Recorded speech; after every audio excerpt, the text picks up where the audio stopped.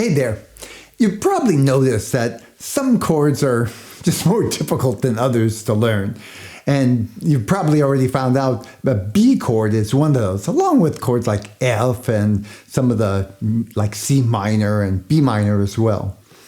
Well, I found a solution actually quite a while after I started playing that has really helped me, and it's helped a lot of my students. The key word here is proactivity. Well, that's a big word for me, but it's really a simple idea.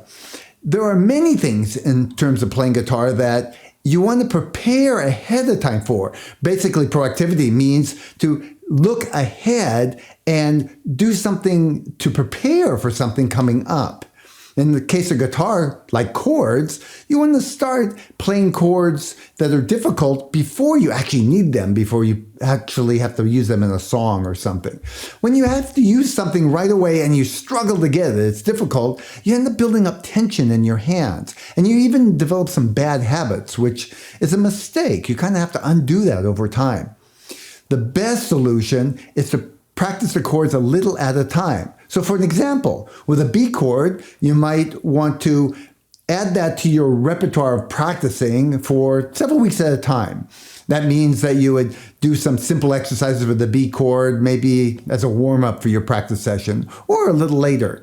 And do that over time. Then get to the little more complex exercises. Don't try to do a whole bunch of the difficult chords at one time. That'll just overwhelm you. But pick something and then work on it for a time. Now, I know a mistake I used to also make was thinking, oh, I'll pick this, I'll get it, and then move on, pick something else and get it. And it doesn't quite work that way.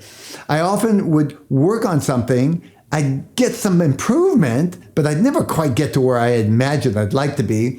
So finally, I'd give up and move on and say, well, I failed there. But that's not really the process. What's really happens is you pick something, you work on it, you get better at it, you say, oh, I've got enough better at that for now, enough progress. You move on to something else, you use it maybe in a song or two, certainly made some progress, and then a month or two later, come back at it again, refine it, get a little better. As you do that, you're actually getting better at other things that are in the cycle just by using them in a connected way. And that's kind of like how you learn any kind of language. Music is a language. I encourage you to try to do it a little more methodically. Now, the best way to do this is to work on it regularly. And for that, it helps to have some kind of system. I built this into the DNA of my Real Guitar Success program. But a good guitar teacher, this is how they work. They basically have a plan and they break things down and give it to you a little at a time, make some progress, feel some sense of success, move on, come back at it later and refine it, kind of take it up to the next level. So I encourage you, if you don't have either a good teacher or a system that you're working through, to consider that if you want to move up more rapidly with your guitar playing. That's it for today. Thanks for joining me. I'm Thomas Michaud from Real Guitar Success. If you like this video, please give me a thumbs up and maybe some comments.